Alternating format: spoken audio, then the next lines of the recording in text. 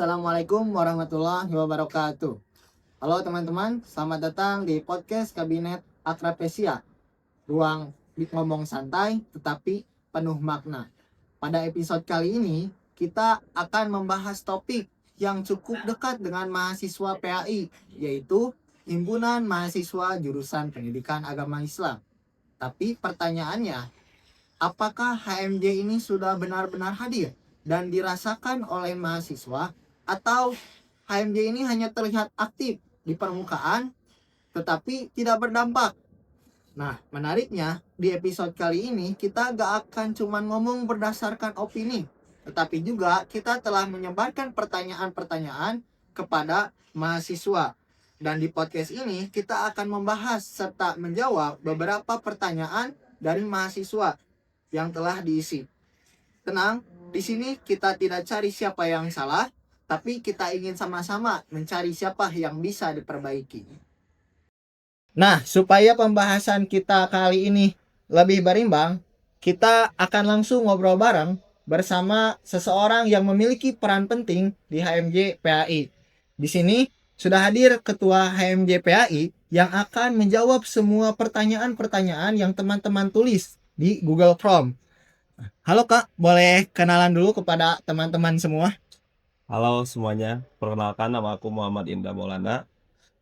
Aku masih sebagai mahasiswa semester 8 jurusan Pendidikan Agama Islam dan sekarang diamanahi menjadi Ketua Umum HMJ PAI dan sekarang kurang lebih sudah menjabat selama 9 ataupun 10 bulan dan memang banyak evaluasi-evaluasi yang harus kita selesaikan dan mungkin pertanyaan-pertanyaan teman-teman juga itu akan menjadi jawaban-jawaban yang memang nantinya akan menjadi solusi dari permasalahan-permasalahan tersebut. Nah, dan sebagai pembuka, saya ingin bertanya nih Kak, bagaimana pandangan Kakak selama menjabat menjadi Ketua HMJ ini kepada anggota-anggota HMJ? Oke, pandangan saya terhadap kepengurusan di Kabinet Akrapesia sejauh ini kalau dilihat itu sudah maksimal, namun dalam prosesnya masih ada kekurangan-kekurangan. Kita lihat bahwasannya HMJPI sekarang itu sudah menjalankan proker dengan sangat baik, terus proker-proker yang memang tergolong besar seperti ospek jurusan dan sebagainya itu terjalankan dengan baik. Bahkan proker-proker pengembangan aparatur organisasi itu dijalankan secara offline dan itu memang menjadi nilai plus, cuman dalam progresnya masih banyak kekurangan-kekurangan.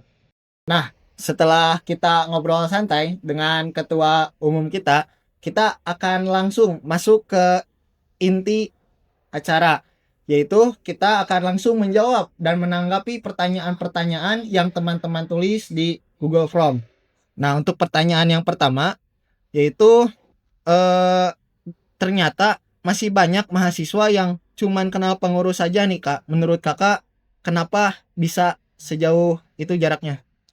Oke, kalau menurut saya pribadi, kenapa banyak pengurus atau banyak mahasiswa yang kurang kenal pengurus? Sebetulnya itu ada dua aspek yang harus diperbaiki. Pertama, mungkin dari segi pengurusnya yang memang merasa eksklusif, merasa menganggap dirinya karena pengurus, tidak mau berbaur dengan mahasiswa, tidak mau berbaur dengan teman-teman kelasnya, karena memang dia sudah dinobatkan sebagai pengurus. Dan itu juga menjadi evaluasi kenapa mahasiswa-mahasiswa itu gak kenal sama pengurusnya.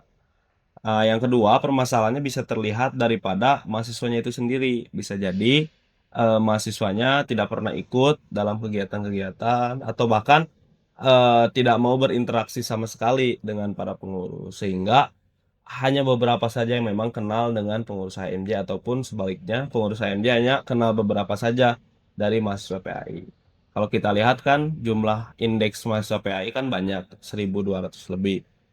Dan pengurus itu hanya 60 sampai 70 orang. Nah, itu jadi poin penting bahwasannya sebagai pengurus kita harus inklusif terhadap mahasiswa-mahasiswa pendidikan agama Islam supaya terjadi keharmonisan, kekeluargaan antar pengurus dan mahasiswa. Nah Kak, untuk pertanyaan yang kedua, masih banyak yang bilang bahwa info kegiatan itu suka telat, bahkan tidak sampai kepada mahasiswa. Menurut Kakak, masalahnya ini ada di mana Kak? Oke, untuk keterlambatan pamflet atau keterlambatan informasi yang telah disebarkan, itu bisa dilihat pertama dari kesiapan para pengurus. Seringkali para pengurus kurang persiapan yang memang menyebabkan informasi-informasi itu kurang disampaikan atau bahkan telat disampaikan. Seringkali juga, para pengurus khususnya itu meng-share pamflet itu H-1 dan dirasa memang H-1 itu telat rasanya kalau memang terkait informasi-informasi. Juga dilihat daripada, desain-desain yang memang agak rumit itu juga bisa menjadi penghambat, keterlambatan daripada peng-up-an media informasi. Dan ini juga jadi evaluasi kita bersama-sama bahwasannya sebagai himpunan mahasiswa jurusan Pendidikan Agama Islam harus, meng-up media atau meng-up informasi itu seminimal-minimalnya atau semaksimal-maksimalnya H-3 itu sudah di-share. Karena memang kalau misalkan kita melihat informasi H-1 atau H- berapa jam kepada acara, nah itu dirasa sangat telat sekali dan itu kurang baik untuk menyebar informasi seperti itu.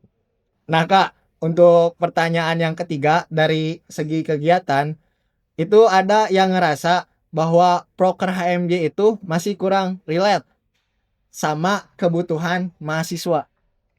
Nah, kalau misalkan ngomongin proker kurang relate, itu dilihat daripada kita kan ketika penyusunan program kerja itu ada Google Form yang disebarkan di setiap bidangnya. Dan mungkin hanya beberapa mahasiswa yang mengisi saja, sehingga program kerja yang dicanangkan ada beberapa orang yang merasa kurang relate atau gak sesuai kebutuhan mereka. Dan ini juga menjadi evaluasi kita bersama. Kita lihat bahwasannya ketika kita melandingkan mahakarya itu antusiasnya sangat antusias sekali. Bahkan sampai hampir semua kelas di jurusan Pendidikan Agama Islam itu mengirimkan mengirimkan delegasi-delegasinya untuk ikut lomba. Tapi ketika misalkan ada kajian-kajian dari bidang contoh bidang pengembangan intelektual itu sangat sedikit sekali yang ikut. Nah, ini juga jadi evaluasi juga jadi gambaran bahwasannya ketika penyusunan program harus dipikirkan secara baik juga atas dasar hasil penelitian yang kita teliti bersama sesuai dengan kebutuhan-kebutuhan mahasiswa pendidikan agama Islam. Nah, untuk pertanyaan yang keempat, kita bahas yang sangat klasik nih Kak, soal ngaret. Ternyata ini masih jadi keluhan para mahasiswa juga. Kalau menurut Kakak, kenapa hal ini masih sering terjadi? Nah, kalau memang soal ngarit itu sebetulnya sudah menjadi culture ya atau kultural gitu ya. Seringkali khususnya di HMJPAI dari dulu eh, perihal ngarit ini sering kali terjadi gitu dimanapun ya atau bidang apapun. Kita lihat dari hal sederhana seperti rapat bidang. Rapat bidang itu misalkan kita agendakan jam 4, hadir jam 5 ataupun bahkan hadir setelah maghrib. Nah, ini juga jadi evaluasi yang sangat besar sekali karena memang perihal waktu kan nggak bisa diulang ya. Ketika kita misalkan melandingkan proker jam 8 harus sudah datang ya jam 8 harus sudah datang. Dan ini juga sering dijadikan evaluasi sama jurusan. Jurusan kan sering nanya juga kenapa HMJPAI suka telat kalau misalkan pembukaan acara ataupun sebagainya. Dan memang ini dilihat daripada aspek bisa jadi eh, pengurus yang kecapean atau mungkin sudah tertanam dalam dirinya masing-masing bahwasannya ngarit itu adalah hal yang biasa saja. Terus memang terjadi di Indonesia itu perihal ngarit itu kayak hal yang biasa. Padahal kalau kita lihat negara-negara maju seperti Cina dan sebagainya, ngarit 1 menit juga mereka sangat menyesal dan sebagainya. Dan ini juga jadi evaluasi kita bersama-sama ya perihal ngarit. Nah, kemudian untuk pertanyaan yang kelima, Kak, mengenai permasalahan ada juga yang bilang HMJ itu sibuk jalanin program, tapi dampaknya itu belum terasa kepada mahasiswa. Nah, menurut Kakak setuju tidak dengan pernyataan ini? Kalau dari saya pribadi itu tidak setuju. Kenapa? Karena memang dilihat daripada pengurus itu gak hanya sibuk jalanin program aja. Mereka terus senantiasa memperhatikan mahasiswa-mahasiswanya juga senantiasa mengevaluasi setiap program kerjanya. Karena kalau kita lihat pengurus itu terhitungnya sangat capek. Dia kuliah, juga dia ngurus proker, juga dia kena evaluasi kalau dia gagal. Dan memang kalau kita lihat pengurusnya itu sendiri itu berusaha semaksimal mungkin untuk menjalankan program. Jadi kalau disebut sibuk program aja, gak mikirin yang lain ataupun hanya fokus programnya jadi gitu, gak mikirin mahasiswa itu salah menurut saya. Karena kalau kita lihat daripada pengurus HMJPHI itu maksimal sekali mengurus mahasiswa. Sampai pada saat ini ketika 10 bulan kepengurusan, itu HMJPHI berusaha senantiasa mensukseskan setiap program kerjanya. Nah, untuk pertanyaan yang keenam, Kak, beberapa mahasiswa ngerasa aspirasinya cuma ditampung, tapi gak ada kelanjutan. Gimana tanggapan Kakak? Perihal aspirasi memang kita berusaha maksimal untuk merealisasikan daripada aspirasi-aspirasi mahasiswa khususnya di pendidikan agama Islam. Cuman dalam prosesnya itu masih kurang maksimal terkait penampungan daripada aspirasi-aspirasi mahasiswa. Dan ini harus senantiasa menjadi evaluasi bagi setiap kepengurusan karena menurut saya aspirasi mahasiswa itu kadang ada beberapa orang yang memang tidak terrealisasikan. Karena kalau kita lihat daripada penelitian perihal pemantapan program kerja, itu kan hanya diambil yang paling banyak minatnya ke situ. Contoh, kenapa kita ambil Mahakarya? Karena memang minat mahasiswa pendidikan agama Islam suka dengan program kerja itu. Makanya kita ambil. Dan memang ada beberapa yang tidak diambil aspirasinya itu karena memang kan kita tidak bisa melaksanakan program kerja misalkan 100 proker karena memang sesuai dengan aspirasi. Perlu adanya evaluasi juga, perlu adanya selektif kita sebagai pengurus untuk memilih program kerja mana yang memang harus diambil. Nah, untuk pertanyaan yang ketujuh, Kak, kita akan masuk ke yang agak sensitif nih, Kak. Ada yang nyinggung soal senioritas, ego, bahkan nepotisme. Menurut Kakak, ini realita atau cuma persepsi saja? Oke, kalau kita lihat secara kultural di Indonesia, memang senioritas itu sering terjadi, apalagi di jurusan-jurusan yang memang lingkupnya kayak teknik dan sebagainya itu biasanya sering terjadi. Bahkan senioritas itu kalau kita lihat kan sudah menjadi kultural gitu ya. Apa yang dilakukan senior ke kita akan kita lakukan ke junior lagi. Dan memang konsep senioritas itu kurang baik menurut saya pribadi. Kalau misalkan kita ngacunya ke jurusan PAI di UIN, menurut saya itu udah jarang sekali bahkan nggak ada perihal senioritas. Adanya yang memang demisioner senantiasa mengurus. Kayak misalkan saya senantiasa diurus oleh HMJ, Kabinet Integratif, juga HMJ-HMJ sebelumnya. Tidak ada kata senioritas, bahkan kan kita selalu menjunjung tinggi inklusif dan memanusiakan manusia. Kita tidak pernah menganggap bahwasannya saya misalkan angkatan 22, angkatan 23 mah junior misalkan, saya bisa seenaknya ke mereka. Ataupun angkatan 23 ke 24, 24 ke 25. Kita tidak mengajarkan seperti itu, bahkan ketika misalkan pada pengenalan jurusan atau ospek, nah, kita tidak diajarkan bahwasannya kalau misalkan ke angkatan atas itu harus memanggil siap senior misalkan kan nggak kayak gitu. Terus juga perihal nepotisme itu menurut saya hanya persepsi saja. Karena kalau kita ngomongin jurusan pendidikan agama Islam kan semuanya inklusif. Terlepas ya, memang ada oknum-oknum yang memang kayak mereka melegalkan misalkan KIPK contohnya lewat orang dalam dan sebagainya. Dan kalau kita lihat di jurusan pendidikan Islam, kita sangat menolak nepotisme gitu ya. Toh jurusan pendidikan agama Islam milik semua mahasiswa pendidikan agama Islam. Kayak misalkan, ya teman-teman mau berproses di HMJ, ya kita tidak melihat latar belakangnya, misalkan mau dari NU, dari Muhammadiyah, dari Persis misalkan. Ya semuanya ketika teman-teman masuk ke dalam ranah pendidikan agama Islam, ya semuanya mahasiswa pendidikan agama Islam. Terlepas latar belakangnya dari manapun, yaitu kembali kepada mereka pribadinya masing-masing. Tapi kalau misalkan bicara soal nepotisme, memang kita sangat menolak nepotisme.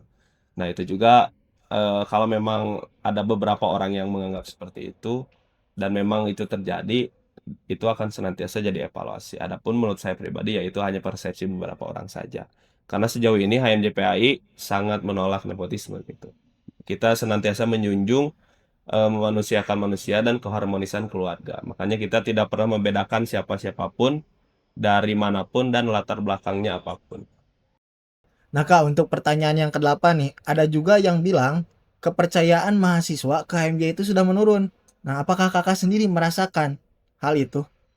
Kalau misalkan dari saya pribadi merasakan atau enggak, saya merasa bahwasannya HMJPI saat ini, kepercayaan daripada mahasiswa itu meningkat. Kenapa? Karena pertama, kita menyelesaikan program-program itu, dengan baik ya, walaupun dalam prosesnya itu ada evaluasi-evaluasi. Contoh, kita melaksanakan mahakarya, juga kita melaksanakan program-program seperti OSJUR selesai dengan baik.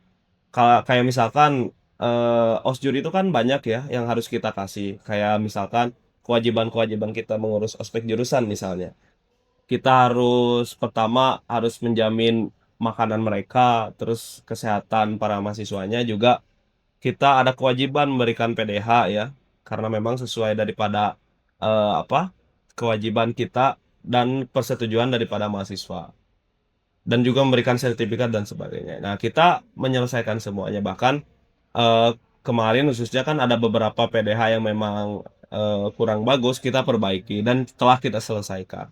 Dan perihal PDH juga sertifikat itu telah kita serahkan semuanya kepada mahasiswa baru khususnya angkatan 25 yang memang jadi tanggung jawab kita. Nah, adapun misalkan beberapa orang yang masih kurang kurang atau menurun kepercayaannya kepada HMJPAI, mungkin dalam prosesnya kita selama 10 bulan kepengurusan ada beberapa hal atau proker-proker yang memang kurang maksimal, dan itu menyebabkan menurunnya kepercayaan mahasiswa jurusan Pendidikan Agama Islam. Itu akan senantiasa kita evaluasi bersama gitu. Dari semua kritik yang masuk nih Kak, mana yang paling kena buat Kakak pribadi? Oke, yang paling kena buat saya pribadi itu yang pertanyaan pertama, di mana, pengurus itu merasa dirinya eksklusif sehingga mahasiswa-mahasiswa itu tidak mengenal dia gitu sebagai pengurus. Nah, menurut saya ya yang membedakan pengurus dan mahasiswa itu cuma satu, yaitu dari segi tanggung jawabnya aja. Karena misalkan saya sebagai pengurus, teman saya sebagai mahasiswa, ya udah yang ngebedain kita tuh cuma satu, dari segi tanggung jawab aja. Mahasiswa ya punya tanggung jawab mengurus, akademik, juga kuliah. Kalau pengurus ya ada tanggung jawab yang nambah, yaitu, mengurus program kerja, juga menyelesaikan tanggung jawab sebagai pengurus HMJ. Dan itu tidak ada yang spesial di sana. Makanya kita sebagai pengurus jangan merasa diri eksklusif gitu ya. Contoh saya sebagai ketua umum, saya merasa eksklusif bisa seenaknya, gak hadir rapat dan sebagainya karena saya ketua umum. Nah, gak boleh seperti itu. Juga yang ngena bagi saya yang kedua itu yang perihal senioritas. Menurut saya, ya gak ada yang spesial daripada senioritas atau senior gitu, harus dihormati, harus tunduk dan patuh. Gak ada. Kayak saya misalkan saya angkatan 22 nih, Alif angkatan 24. 24. Yang ngebedain saya sama Alif itu cuma satu, saya 2 tahun lebih dulu masuk daripada Alif kan. Gak ada hal yang spesial di sana. Misalkan karena saya angkatan 22, Alif 24, kamu harus hormat Lip ke saya misalkan. Harus tunduk dan patuh. Saya ngomong harus diikutin. Nah, hal-hal seperti itu memang harus dihapuskan karena memang kultural-kultural senioritas itu kadang sangat buruk, dan bahkan karena ada konsep senioritas itu sering terjadi pembulian-pembulian. Kita lihat kan banyak senior yang membuli adik kelasnya atau juniornya. Nah, ini menjadi evaluasi kita bersama-sama gitu. Terakhir nih Kak, kalau boleh jujur, langkah apa yang akan HMJ lakukan dalam waktu dekat? Kalau kita lihat langkah konkret apa yang kita akan lakukan dalam waktu dekat ya, kita bakal mengevaluasi daripada segi kepengurusan, juga harapannya apa podcast ini ataupun apa pertanyaan-pertanyaan yang telah kita jawab itu setidaknya dapat menjawab daripada permasalahan-permasalahan, juga menjadi evaluasi bagi kabinet selanjutnya. Harapannya pertanyaan-pertanyaan yang dicanangkan, juga evaluasi-evaluasi yang telah disebutkan tadi itu menjadi evaluasi bagi kabinet selanjutnya. Karena memang tiap kepengurusan bagi saya ya ada kekurangan-kekurangannya. Misalkan kabinet saya kekurangannya tadi yang beberapa pertanyaan. Kabinet sebelumnya, misalkan kabinet sebelum-sebelumnya lagi banyak sebetulnya evaluasi-evaluasi yang memang harus senantiasa kita selesaikan. Ya harapan saya, di akhir-akhir kepengurusan itu akan ada kabinet-kabinet yang lebih baik.